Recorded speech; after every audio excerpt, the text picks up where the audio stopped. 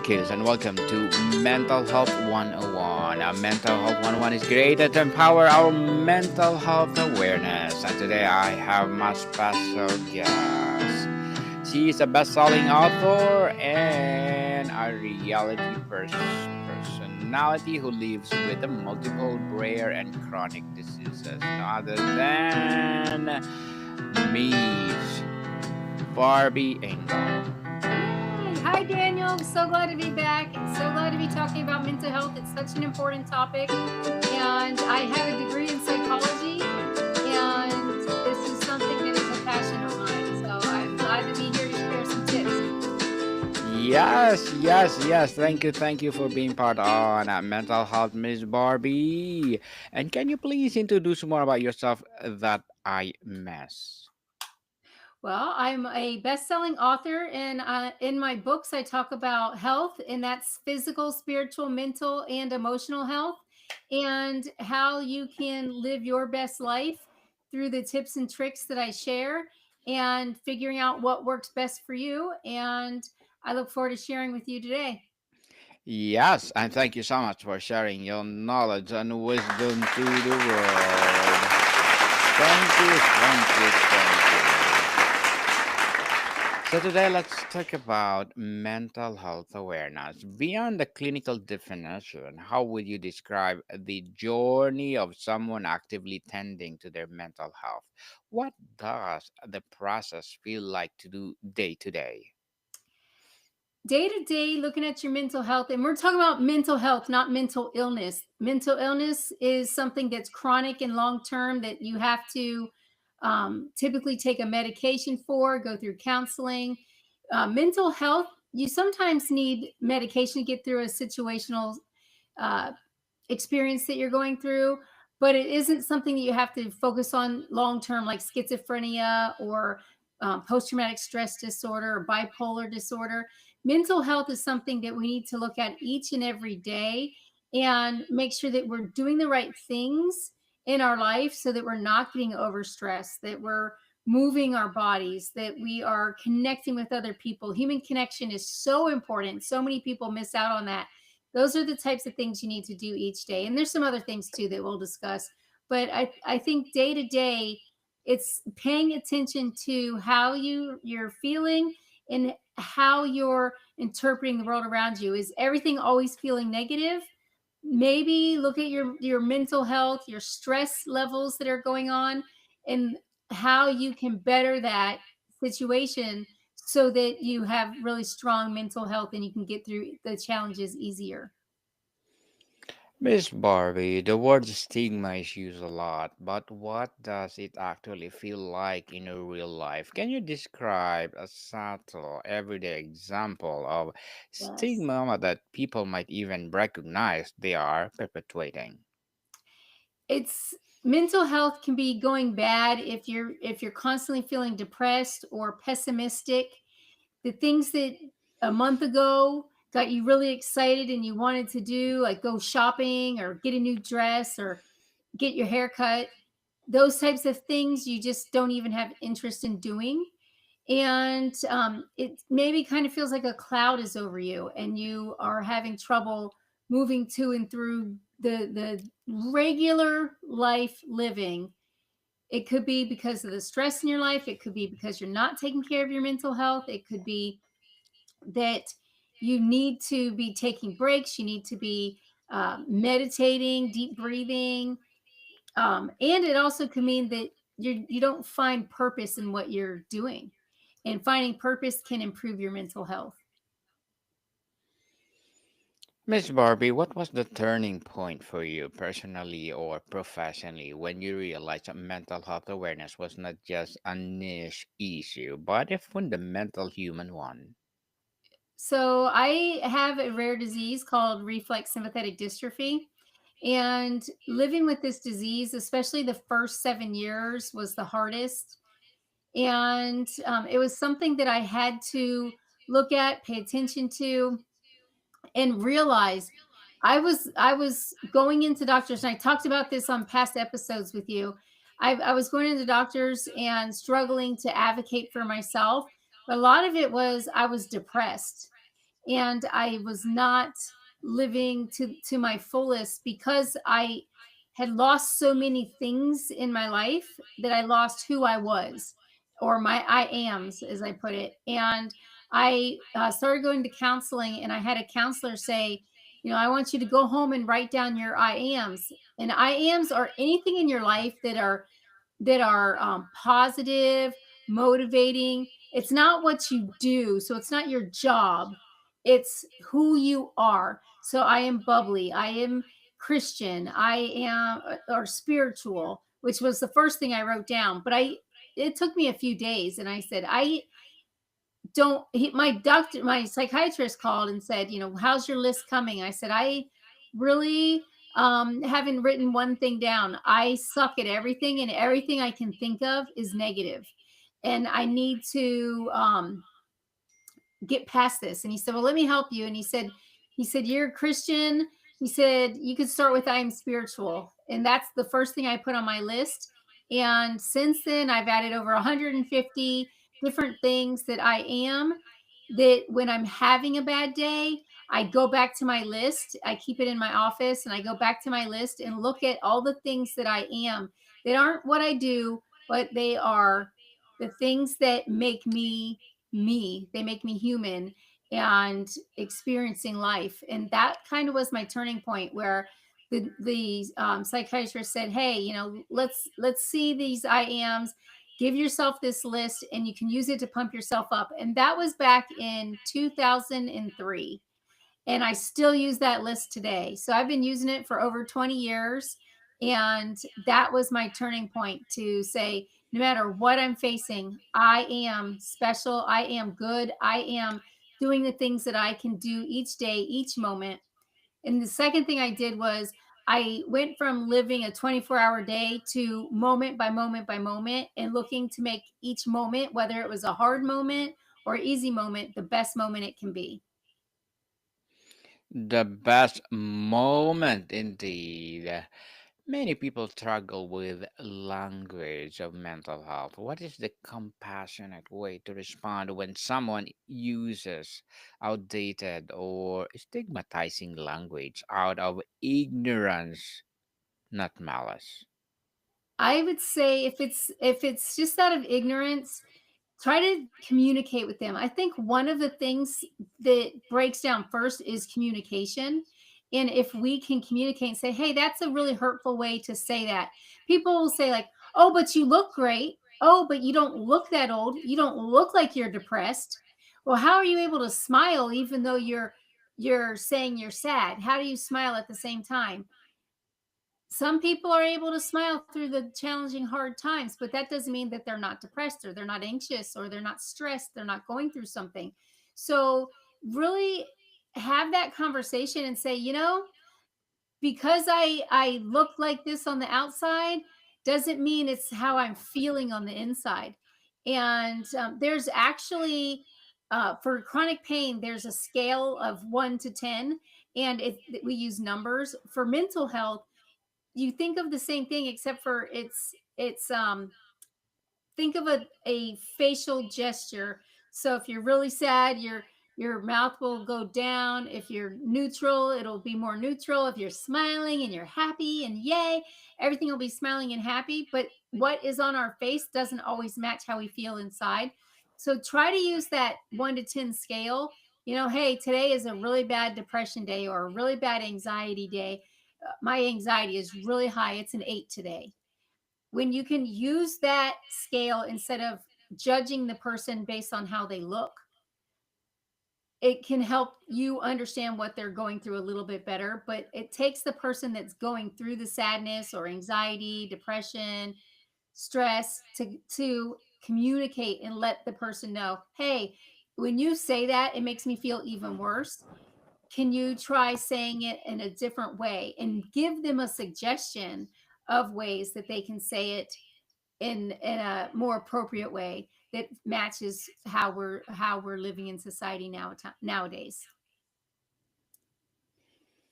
Miss Barbie, if someone wants to check in on a friendly they worried about, what's the better question than we well intentioned but often overwhelming. How are you? And most people will say, if they're depressed or really sad, most of them will say, I'm fine. And fine doesn't necessarily mean good. Fine Yes. means I don't want to talk about it, or I'm dealing with it. Um, it's, oh, I'm having a great day. Well, then the person's probably actually having a great day. When they say I'm fine or I'm having a horrible day, stop and pay attention and say, oh, well, what can make your day better? Or is there anything I can do for you? One of the things that I catch myself saying a lot, that I want to work on and change, is I say, "Oh, I'm just calling in to check on you," and that sounds like invasive. And you can just say, "I was calling to get an update on how you're doing," instead of checking in like you're their police, the emotional police or something. So, really thinking about how you're approaching it, and saying it, but be the person to call in and check in and say, I was thinking about you today, and I was wondering how you're doing. uh, and then if they say I'm fine, say, okay, well, what can make it better, or is there anything I can do for you? Or if they ask you to do something that you're not able to do, say, I would love to help you with that, but I don't know how, but I could look up a couple of resources for you. If you want to text the word home to 741-741, that is a crisis hotline for mental health. And it's 24/7. Why don't you reach out to that? It's free, it's confidential, so that you give them a resource if you're not able to help them in the way that they're needing help, and offer them that next step, that additional person to talk to and communicate with, so that they are able to take that forward and move through the mental health situation that they're in, so that they can better deal with it and have the appropriate supports around them. Interesting, Miss Barbie, and truly empowering answer. Thank you. We often hear it's okay not to be okay. But what does it practically look like to create a space at work or at home where people genuinely feel safe being not okay? Well, when you have something physically wrong, I would say create an oasis around you and have the tools around you that you need. When you're mentally having a tough time with depression, anxiety, stress, one of the things I would say is go into deep breathing, meditation, read the Bible, something that's relaxing, that takes you out of that situation, even if it's for 5 minutes or 7 minutes. Do some deep breathing, like 4 seconds breathe in, 7 seconds hold it, and then 8 seconds let it all out, and do that 5 or 6 times. And then if you have the ability to meditate or go into a quiet dark space, take that time, go in and give yourself that oasis of quiet stillness, and let yourself not have to be thinking and stressing and worrying and pushing yourself, and then give yourself grace. You can say, look, and one of the things that I like to do is, if I'm feeling a lot of pressure on a project, or something for work, or something in my community when I'm helping people with chronic illness, I intentionally take my hand and I take that pressure off my chest. I'll grab my chest and I'll take that hand away from me, and I will drop it out away from me. And I will say, I'm not going to accept this. I'm going to remove this. I am okay. I will be better. This is a moment and I will get through it. And I just take that and get it away from me. And that also helps me mentally to get through those toughest situations. Miss Barbie, what are the unhelpful yet common silver lining statements like just think positive that we should avoid? Or what can we say instead that actually helps? It's okay to have a bad moment. It's okay to take the time that you need, whether you just lost somebody that you love, or you have stress at work, or uh, you're just having a down day. You just woke up in a bad mood. Stop and recognize it, and uh, let people know, hey, I'm having a bad day. So if I get snappy, it's not because I'm mad at you. And if somebody's being snappy, don't assume that it's you that did something wrong. Assume nothing. Ask, communicate, and say, hey, you got a little snappy with me. What's going on? Is there something that we need to work on? Is there something I can do for you? Do you need me to do something different? And work through that challenge. It should be positive communication meant in productive um, ways. They say constructive criticism is good, but criticism by itself is bad. So really think about what you're saying, and don't just automatically respond if somebody's negative. Don't automatically respond with negative, even if you're the one having a bad day. For instance, I was at an event and I was cheering for all the people up on stage, and yay, good job, Christy, good job, Dana. And the ladies next to me were like, whoa, you're really loud. And they did not mean it in a happy, positive way. But I was trying to uplift somebody. And I said, oh, thank you so much. I have been a cheerleader my whole life, and I practiced being loud, and I've practiced cheering people on and to and through whatever they're facing. And so I really appreciate that you just told me that I'm loud. They didn't mean it in a good way, but I turned it into a good way. And yeah, I am loud, and I am going to cheer people on, and the people up on stage needed that cheer at the moment. And maybe the ladies next to me were having a bad day. Maybe they were sad that they weren't the ones up on stage. I don't know, but I didn't take it as an offensive, even though they meant it as offensive. I turned it around and said, oh yeah, I've practiced cheering people on. I've practiced doing this. So thank you so much for recognizing it. And uh, you know, ever since then, they just see me as the positive person.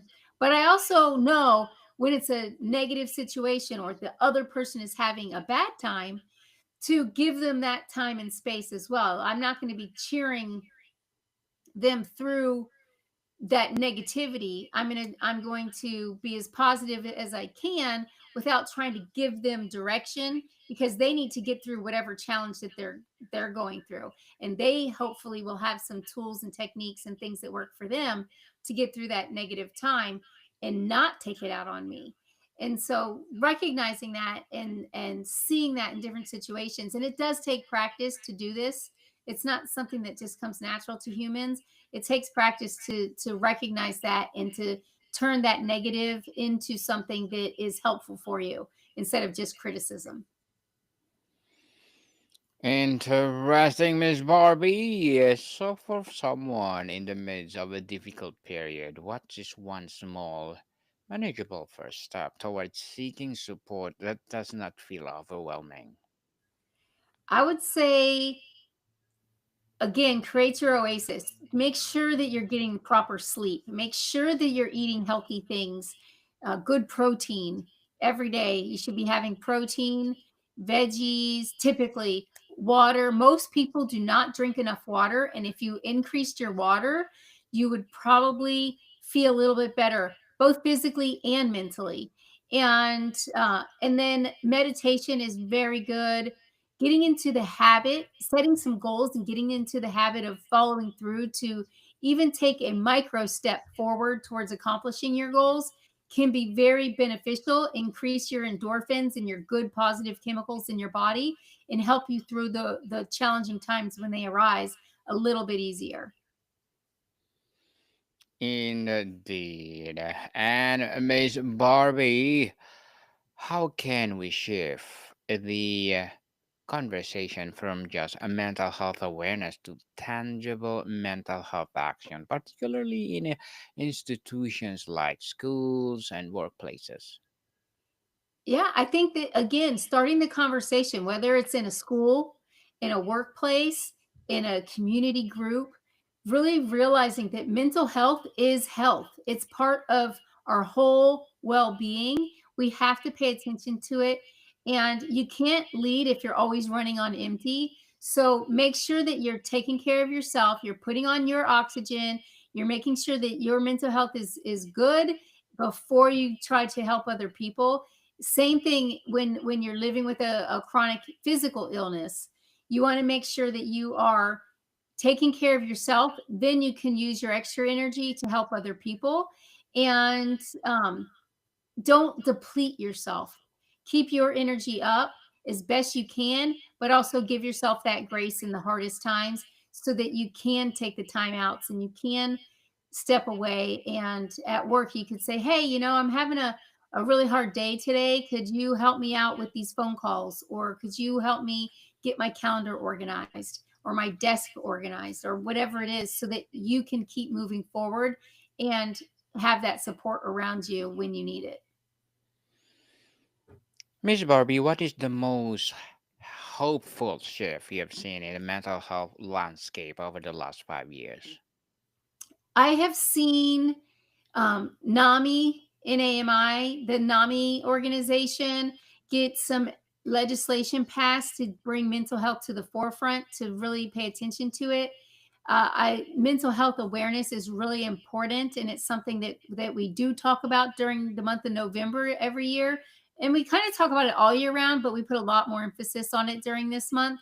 So it's a great time to be talking and sharing and learning and educating ourselves and others about mental health and the importance of using all the tools to make sure that we are as strong as we can be mentally and physically.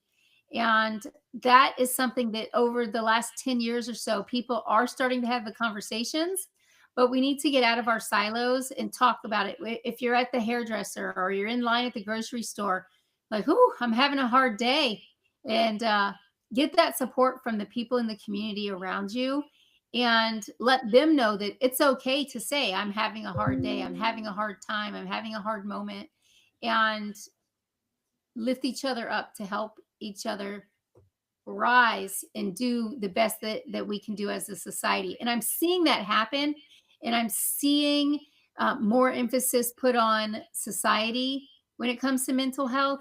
But then COVID, I saw a really good growth, and then COVID hit, and we went backwards a lot in schools, in our community, and we're still not even fully out of the COVID mindset yet and getting back to life as it was. And that takes a mental health toll on us. So at recognizing that and realizing it and keeping that emphasis on it so that people know, hey, a lot of us had a lot of mental health struggles during COVID, especially, and we're still getting those tools back. We're still developing them or redeveloping them. Or if you were in school and you had to do homeschool, a lot of the social skills, which mental health falls under, were not taught. So it's catching people back up to the speed of the world around us and keeping that in mind. So let's keep that in mind and keep moving forward. Miss Barbie, if you could have a magic wand and make a general public understanding one single truth about mental health, what would it be? It would be that hope is true. And there's great reason for hope because there is help. All you have to do is reach out and seek it.